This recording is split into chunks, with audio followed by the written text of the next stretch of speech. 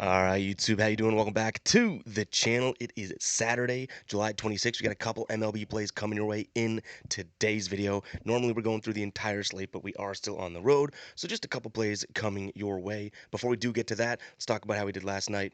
And I wish we brought the money gun on vacation here. We go 4-0 and one with the one push slash void. Now it isn't as great as it looks. That was that plus 160 parlay. Stallings didn't end up playing, so we only had that Colton Cowser play. So I guess kind of double dipped into that, but nonetheless, still no losses on the board. Right, the Diamondbacks didn't really see that one going to 11 innings and then winning 1-0. Sweated by with that. And that Mariners and Angels call on the first 5 under was really good. So those two really being the non super juiced or parlay altered type wins. Hey, we'll take it though. And speaking of taking something, the ride of the day. Pause. Still coming through here is Debo. He had Texas -1, the alternate run line. I believe at -113 is what we jumped on at. That is now 3 cashes in a row from Debo. If you guys don't know what the ride of the day is, it's simple. Just use that hashtag ride of the day down in the comments. I jump on board with one person's play each and every day.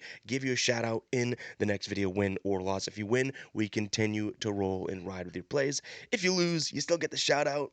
But unfortunately, we're talking about a loss, right? So get those hashtag ride of the days down in the comments. Can't wait to see what my man drops today. He's been on absolute fire as of late.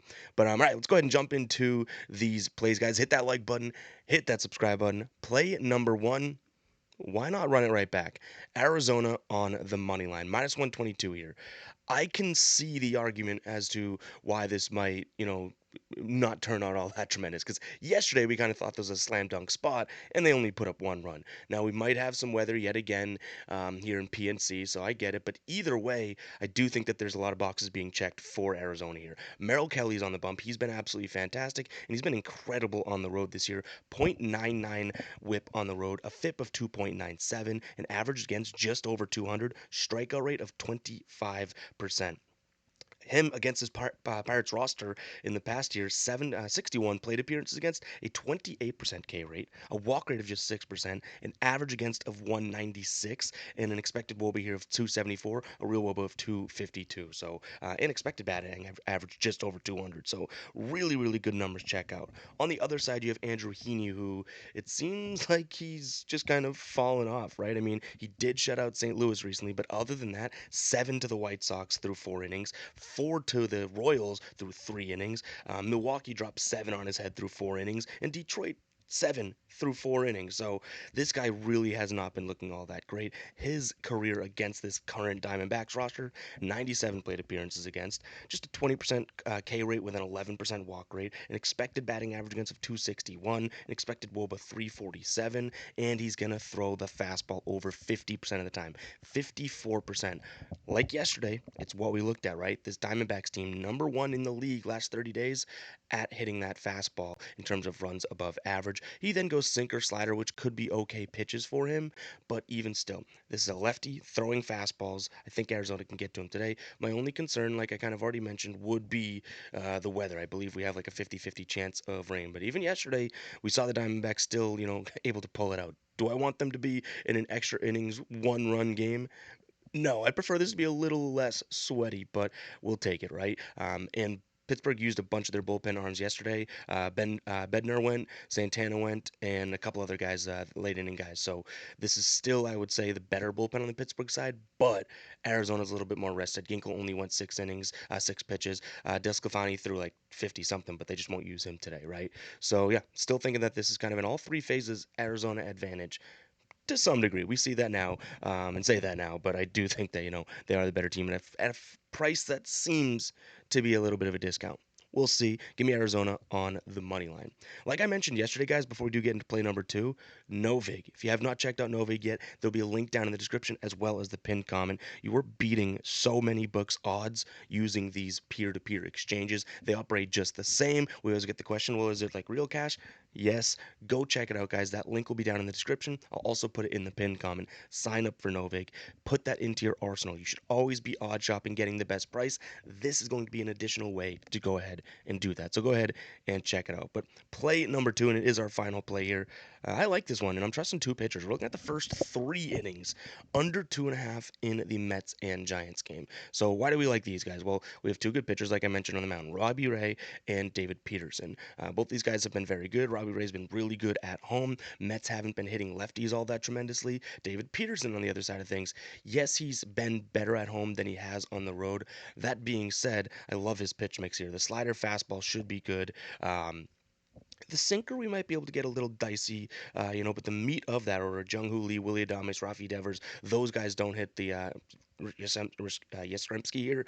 They don't hit the sinker all that well. So yeah, there's going to be some guys like Schmidt or Dominic Smith or Matt Chapman that hit that sinker well, but that's not really the part of the lineup that I'm all that concerned about. So even the pitch that may be his weakness, don't think it's going to actually come and float to the top there. On the Robbie Ray side of things, he's going to hum fastball in there. We know that. He's got a really, really good slider. Well, that's good because the slider is one of the hardest pitches the Mets have seen so far in terms of them hitting it. The fastball, middle of the pack. They're ranked 12th right now, so I guess upper echelon, top third of the league in terms of hitting that ball. But you know what? It's still Robbie Ray at home. I do trust that. One more thing about David Peterson, very, very good against lefties. Obviously, you have Jung Hoo Lee, Yaz, you have Devers. Those are lefties in that San Fran lineup that I do think that we can get by. The reason we don't go to a full game under or even a first 5 under is because I do think that you start to lose a little bit of value with the odds. Under 2.5 through 3 innings, meaning just stay below 1 run per inning baseball, you're getting -140. Even if you looked at the under in the first 5 at 4.5, you're paying like -160, -165. So I do think there's a little bit of a 20-cent discount there for the same runs per inning sort of math. So that's kind of why I look at the first 3. I still don't mind an under through the first 5 or the full game, but again, you lose a little bit of value in terms of what price you're paying and the margin for error. I think that both these pitchers, first time through the order, can kind of go in and get the job done in terms of their stats against the current rosters that they'll see here.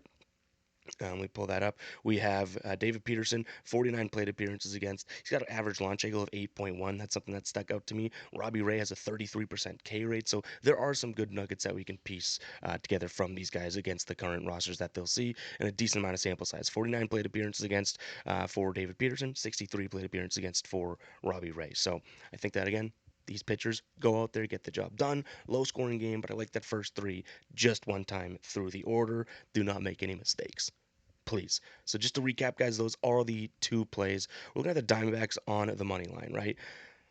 Self-explanatory. I just think they're the better team. All right, that one's easy. We'll see after the game if it is easy, but that one's easy. This one, a little bit more of a thinker because there are some bits and pieces that I'm a little concerned with, but ultimately I think pitching prevails in this one. First 3 under in the Mets and the Giants. That's going to wrap it up for today's video, guys. If you made it this far in the video, go ahead and comment 8.